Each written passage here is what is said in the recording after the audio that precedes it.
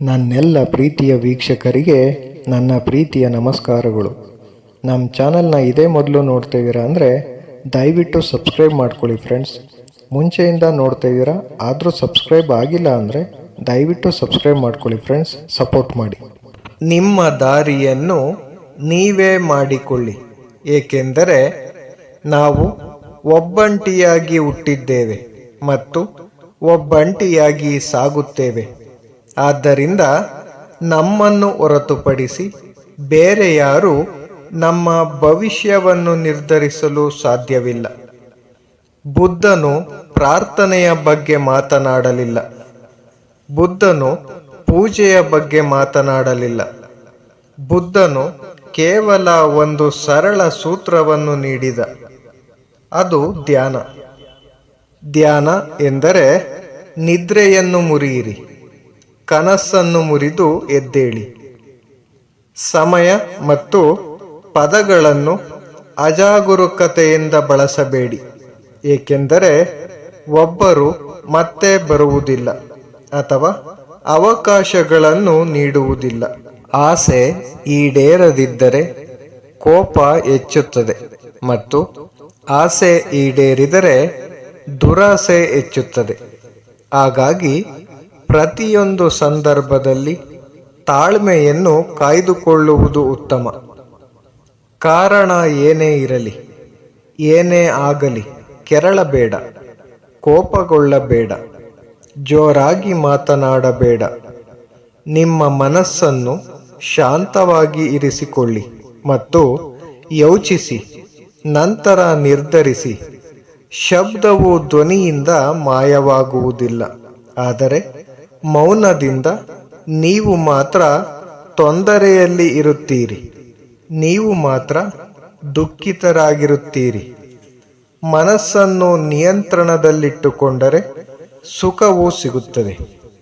ನಿಮ್ಮ ದಾರಿಯಲ್ಲಿ ಯಾರಾದರೂ ರಂಧ್ರವನ್ನು ಅಗೆದಿದ್ದರೆ ಚಿಂತಿಸಬೇಡಿ, ಏಕೆಂದರೆ ಇದೇ ಜನರು ನಿಮಗೆ ಹೇಗೆ ಜಿಗಿಯುವುದು ಎಂದು ಕಲಿಸುತ್ತಾರೆ. ನೀವು ಏನು ಯೋಚಿಸುತ್ತೀರಿ, ನೀವು ಆಗುತ್ತೀರಿ. ನಿಮಗೆ ಅನಿಸಿದ್ದನ್ನು ಚಿತ್ರಿಸೋಣ.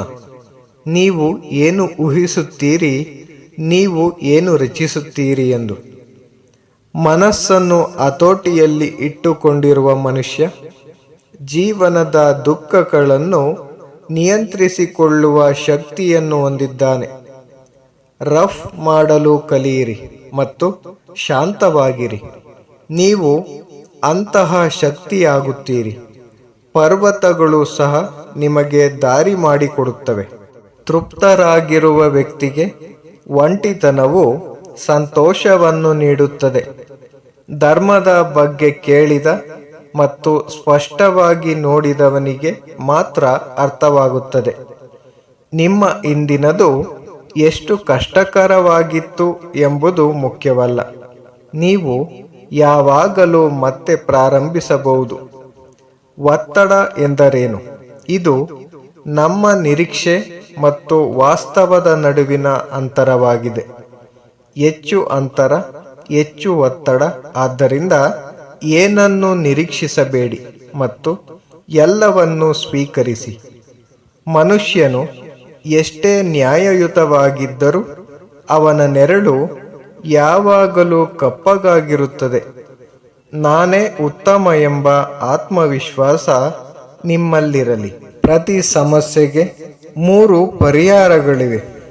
ಅದನ್ನು ಸ್ವೀಕರಿಸಿ, ಬದಲಿಸಿ ಅಥವಾ ಬಿಡಿ. ನೀವು ಅದನ್ನು ಸ್ವೀಕರಿಸಲು ಸಾಧ್ಯವಾಗದಿದ್ದರೆ ಅದನ್ನು ಬದಲಾಯಿಸಿ. ನಿಮಗೆ ಅದನ್ನು ಬದಲಾಯಿಸಲು ಸಾಧ್ಯವಾಗದಿದ್ದರೆ ಅದನ್ನು ಬಿಡಿ.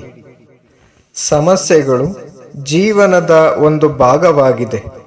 ಅವು ಬರದಿದ್ದರೆ ಒಬ್ಬ ವ್ಯಕ್ತಿಯು ಹೇಗೆ ಅಭಿವೃದ್ಧಿ ಹೊಂದುತ್ತಾನೆ? ಏಕೆಂದರೆ ಈ ಸಮಸ್ಯೆಗಳೇ ಮನುಷ್ಯನಿಗೆ ಜೀವನದ ನಿಜವಾದ ಅರ್ಥವನ್ನು ಅರ್ಥ ಮಾಡಿಕೊಡುತ್ತವೆ.